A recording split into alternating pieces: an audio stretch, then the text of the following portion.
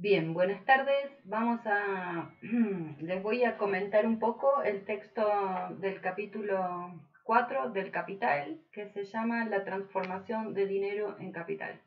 Esta grabación va a ser muy breve porque el contenido no es tan complicado como los anteriores, así que comenzamos con el punto 1, que supone la fórmula general de capital. Marx poco a poco va desglosando los distintos modos en que ha circulado las mercancías y el dinero, y entonces va considerando que el dinero en cuanto dinero y el dinero en cuanto capital solo se distinguen en un principio por su distinta forma de circulación, ¿sí? Entonces tenemos la esfera de la circulación y luego en el capítulo 5 vamos a entrar a la esfera de la producción. Pero mientras nos mantenemos en la esfera de la circulación, hay distintas formas de circular el dinero, y una de ellas es en cuanto a dinero, que es mercancía, dinero, mercancía. Esto es, cada mercancía tiene un valor que es transferible en dinero para realizar el intercambio con otra mercancía de su mismo valor. Podríamos decir que si no estuviera el dinero en la ecuación, la D en el medio, estaríamos en una versión de trueque. Mercancías se intercambian por mercancías.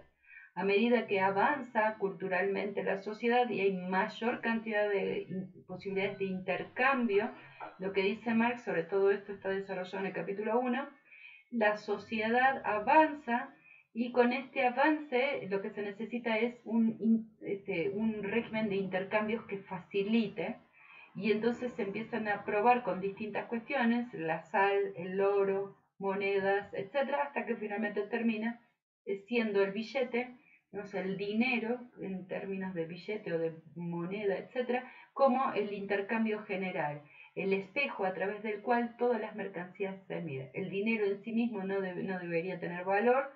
Sí, obviamente tiene valor porque también se produce el papel billete, pero en realidad lo que hacen es construirse como un espejo de las mercancías que van a ser intercambiadas. Entonces, en la esfera de la producción inicial capitalista, el capitalismo mercantil, lo que teníamos eran mercancías intercambiadas por mercancías, la primera fase del sistema.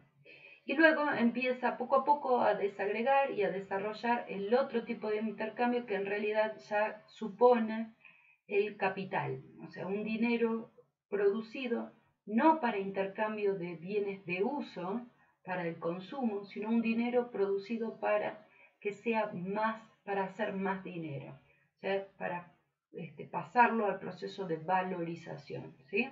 Entonces, esa finalmente, dinero, mercancía, dinero, o sea, tengo dinero, compro una mercancía, pero en realidad el fin último de esa mercancía es hacer más dinero. Ese es el modo de circulación capitalista.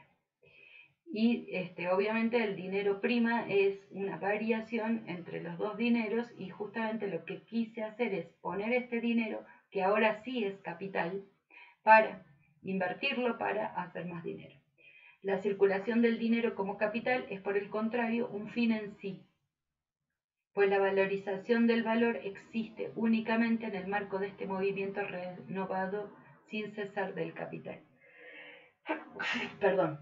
Esto quiere decir entonces, finalmente, y esto va conjunto con Chesney para historia contemporánea, y es que el capitalismo pensado así es algo que no tiene fin. Y esta es la parte del capital, y otras obviamente, pero esta es una parte importante donde se agarran los ecologistas para afrontar que el capitalismo no se va a detener hasta realmente destruir la biomasa terrestre. O sea, nosotros estamos en una lógica de producción y consumo que no tiene fin, porque el fin del sistema capitalista en sí mismo es producir más dinero, y en ese sentido no tiene fin, no se auto... no hay y al no ser moral no se autocontrola. Es una cuestión que va a seguir avanzando hasta destruir la biomasa terrestre. Ahora bien, hasta ahí tenemos el tema de la circulación en el sistema capitalista. Entonces avanza en el punto 3, que es la fuerza de trabajo como una mercancía. Entonces, el capitalista, que es el comprador, el dueño de los medios de producción y el comprador de la fuerza de trabajo, tiene dinero que lo va a poner a circular como capital, tiene un capital y lo quiere invertir para sacar más dinero. Entonces, lo primero que tiene que hacer, además de conseguir las herramientas, etcétera, es conseguir su fuerza de trabajo. La fuerza de trabajo se consigue en un mercado de igual manera que las demás mercancías. Ahora bien, al igual que las demás mercancías, la fuerza de trabajo humana necesita tener un doble sentido de libertad, de estar. Bueno, por empezar, ¿qué es la fuerza de trabajo? Es la capacidad de trabajo. Entendemos al conjunto de facultades físicas y mentales que existen en la corporeidad, en la personalidad viva de un ser humano y que él pone en movimiento cuando produce valores de uso de cualquier índole, ¿sí? Entonces, al producir cualquier cosa, uno pone a disposición todo el conjunto físico y mental de las capacidades que uno tiene y esa fuerza, esa energía vital que se dispone en la producción, eso es fuerza de trabajo. Ahora bien, para que esta fuerza de trabajo sea posibilitada de vender y comprar, o sea, que haya un mercado de fuerza de trabajo, es necesario que se cumplan algunas condiciones. En primer lugar, que el poseedor de la fuerza de trabajo sea propietario de esa mercancía. Eso significa que no esté apegado a ninguna condición que lo haga que no libre. Digamos. En ese sentido, digamos, esa es la primera versión de libertad. ¿Sí? O sea, tiene que ser propietario libre de su fuerza de trabajo, esto es, de su persona. Quiere decir que no tiene que estar bajo ningún condicionamiento como en la época esclavista, en la época feudal, que no tiene que estar sujeto, ¿no? A ningún tipo. Hoy en día las mujeres no tienen que estar casadas. No, es un chiste. Y en segundo lugar, que la venda por un tiempo determinado. O sea, que no venda la totalidad de su tiempo de una vez para todas, sino sería de nuevo un sistema esclavista, sino que debe venderla digamos, por tiempos determinados, ¿sí? Ahora, para que esto sea posible de ser realizado, dice Marx que esto quiere decir que no tiene otra cosa que vender que su fuerza de trabajo, o sea, necesita estar vendiéndola constantemente porque no tiene otra cosa que vender. Si tuviera otra cosa que vender, no estaría libre para eso. Entonces, estos son los dos grados justamente de libertad que tiene que tener la fuerza de trabajo para convertirse en mercancía. Dice Marx, para la transformación del dinero en capital, el poseedor de dinero, pues, tiene que encontrar en el mercado de mercancías al obrero libre. Libre en este doble sentido, de que por una parte dispone, en cuanto hombre libre, de su fuerza de trabajo en cuanto mercancía suya, que le pertenece, y de que, por otra parte, carece de otras mercancías para vender y está exento y desprovisto, desembarazado de todas las cosas necesarias para la puesta en actividad de su fuerza de trabajo. O sea, si no vende su fuerza de trabajo, se muere de hambre. Entonces, lo único que tiene para vender es su fuerza de trabajo y no está atado a nada. Entonces, centramos en la posibilidad de que esta persona sea un obrero, sea un vendedor libre de su fuerza de trabajo. Ahora bien, ¿cómo la vendemos? O sea, obviamente nosotros sabemos que buscamos en el periódico trabajo, que te avisan de tanto, que te dicen cuánto es el sueldo, tú sabes si va o no va, y esa es la forma en que uno conviene el inicio de un trabajo. Ahora bien, en general se desconoce bastante cómo se calcula el valor de esa fuerza de trabajo. Nosotros ya sabemos por el tema de la teoría del valor de Marx que todas las cosas tienen o se intercambian por el valor invertido, de trabajo invertido en la producción de esa cosa, ¿sí? Entonces, si esto ocupa 6 horas de trabajo para ser producidas de un trabajador que gana 3 pesos, entonces 3 por 6, 18, esto va a salir 18 pesos. De igual manera que este otro artículo que sale lo mismo. Seguro que este es más caro porque debe tener mayor. Pero bueno, independientemente, entonces estas dos cosas se pueden intercambiar porque tienen el mismo valor, ¿sí? El punto es que la gente, a medida que fue avanzando en esos intercambios, ha ido desconociendo, o sea, lo hizo, pero no sabe por qué ni cómo, simplemente lo hace y se realiza.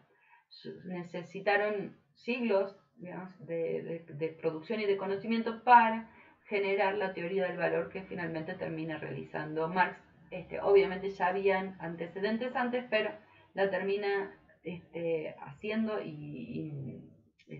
haciendo rigurosa Marx con esta idea. Entonces, el valor de la fuerza de trabajo, al igual que el de toda otra mercancía, se determina por el tiempo de trabajo necesario para la producción y por lo tanto también para la reproducción de ese artículo en específico, ¿sí? Entonces, esto es como cualquier otra mercancía. Ahora, ¿cuál es el valor entonces de la fuerza de trabajo?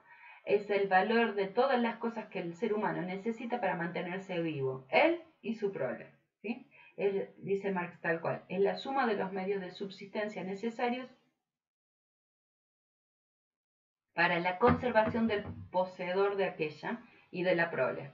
Y puede tener diferencias culturales dependiendo también de su valor histórico y moral en cada país, ¿sí? Entonces él asume que esto es distinto en cada país, pero si ustedes ven con la globalización y la transnacionalización que hemos estado viniendo trabajando en historia contemporánea, también podemos observar que esto ha ido homogeneizándose a medida que el capitalismo va avanzando. De todos modos, obviamente los muros y todas las formas de Estados-nación lo que han hecho es retener la fuerza de trabajo justamente para abaratarla en determinadas regiones. Ok, Marx pone un ejemplo, lo copié tal cual, entonces si nosotros decimos que todos los días necesitamos alimentos, que tanto es escuela, que tanto son vacaciones, que tanto, puse vacaciones porque quería hacer un chiste, etcétera, etcétera, etcétera, la suma de todas esas cosas que se necesitan para sostener la vida, dividido 365 sería lo que una persona gana por día, o el salario mínimo calculado en México, que en este momento creo que asciende a 80 y pico de pesos, y que su poder adquisitivo está calculado en función de la canasta básica de alimentos, ¿sí? O sea, este es el sueldo mínimo y el salario mínimo, y en realidad debería ser, creo que no sé bien cómo está calculado, pero más o menos por ahí andan los alimentos básicos que son necesarios y que tienen que estar dentro de la canasta básica. Eso es el cálculo del salario mínimo aquí y en todos los lugares que tengan salarios mínimos, y tiene que ver con cuánto necesita una persona aquí en México, distinto obviamente de otros lugares del mundo, pero cuánto se necesita para mantenerse con vida él y su prole. Ahora bien, una vez que se realiza esto, tenemos al hombre, sabemos cuánto puede llegar a ganar, sabemos las cosas que encarecen o que abaratan la fuerza de trabajo, sabemos cuánto más o menos es, y entonces uno vende su fuerza de trabajo por un tiempo determinado y empieza a realizarse el consumo productivo de esa fuerza de trabajo. Entonces dice Marx que el consumo de la fuerza de trabajo finalmente entonces termina siendo el proceso de trabajo en sí. O sea, el capitalista contrata FT justamente para generar el proceso de trabajo. Y lo que termina diciendo es que hay una diferencia entre el momento de vender su fuerza de trabajo, que ese, dice Marx, un poco ensorna, es el momento justamente de los derechos humanos y civiles, y ahí están todos los derechos de igualdad, legalidad, libertad y venta, dice Marx. Pero otra cosa es, una vez que pasamos el momento de la circulación de la mercancía, cuando empieza el consumo productivo de la fuerza de trabajo, ahí es justamente donde aparece el proceso de la explotación de la fuerza de trabajo, y ahí es donde se realiza justamente se genera la realización de ganancias, de plus producto a plus valor, como quieran decirle, y ese es para Marx el nido, el nicho, el centro, el meollo del sistema capitalista de producción. Dice Marx, el otrora poseedor de dinero abre la marcha como capitalista. El poseedor de fuerza de trabajo lo sigue como su obrero. El uno, significativamente, sonríe con ínfulas y avanza impetuoso. El otro lo hace con recelo, reluctante, como que ha llevado al mercado su propio pellejo y no puede esperar sino una cosa, que se lo curten. Bien, esto es, en síntesis, el capítulo 4. Nos vemos el próximo viernes. Saludos.